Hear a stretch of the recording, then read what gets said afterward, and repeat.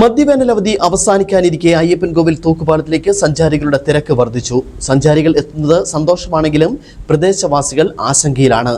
തൂക്കുപാലം കൂടുതൽ അപകട ഭീഷണിയിലായതാണ് പ്രദേശവാസികളിൽ ആശങ്ക ഉളവാക്കുന്നത്.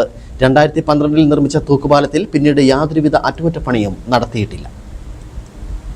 2012 തൂക്കുപാലത്തിന്റെ നിർമ്മാണം പൂർത്തിയാക്കി ജനങ്ങൾക്കായി തുറന്നു നൽകിയത്. എല്ലാ അവധി ദിനങ്ങളിലും സഞ്ചാരികളുടെ കുത്തൊഴുക്കാണ് ഇവിടേക്ക് ഉണ്ടാകുന്നത്. പിന്നീട് ദിലീപ് നായകനായ ലൈഫ് ഓഫ് ജോസുകുട്ടി അടക്കം നിരവധി സിനിമകളിലൂടെ തൂക്കുപാലത്തിന്റെ ദൃശ്യഭംഗി അഭ്രപാളിയിലെത്തി. ഇതോടെ തമിഴ് സിനിമയടക്കം നിരവധി സിനിമകൾക്കും പാട്ടുകൾക്കും ആൽബങ്ങൾക്കും ഇവിടം വേദിയായി. പെരിയാർ നദിയുടെ തീരത്തുള്ള പുരാതന ശ്രീധർമ്മശാസ്ത്ര ക്ഷേത്രമായ അയ്യപ്പൻകോവിൽ ക്ഷേത്രവും പരിസരവും കാഴ്ചകളും സമീപത്തെ മറ്റൊരു ആകർഷണമാണ്. കാഴ്ചയിൽ കേമനാണെങ്കിലും മുമ്പുള്ളതിനേക്കാൾ ഭയാനകമാകും വിധം പാലത്തിന്റെ അപകടാവസ്ഥയും വർദ്ധിച്ചു.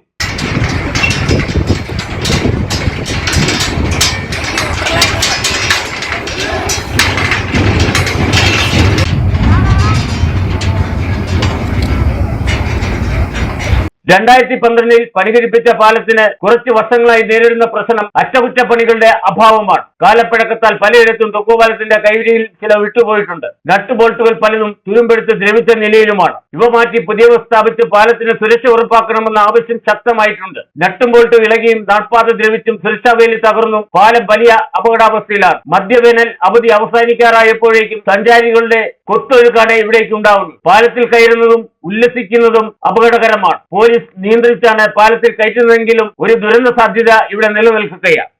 അയ്യപ്പൻകോവിലെ ക്ഷേത്ര കവാടത്തിലേക്ക് പോകുന്ന പ്രധാനപ്പെട്ട ഒരു വഴിയാണ് തൂക്കുപാലം. ഇപ്പോൾ ടൂറിസം മേഖലയും കൂടി ആയതുകൊണ്ട് നിരവധി ടൂറിസ്റ്റുകൾ അവിടെ യാത്ര ചെയ്യുമ്പോൾ തൂക്കുപാലത്തിൻ്റെ അവസ്ഥ വളരെ ദയനീയമാണ്. പിന്നെ നട്ടുബോട്ടുകളെല്ലാം ഇളകി 3-4 പേര് കൂടുതൽ കയറുന്നൊരു സാഹചര്യം ഉണ്ടായിട്ടുണ്ടെങ്കിൽ അത് ഒരുപാട് അപകടാവസ്ഥയിലേക്ക് ആടിപ്പോകുന്ന ഒരു സാഹചര്യത്തിലേക്ക് വന്നു.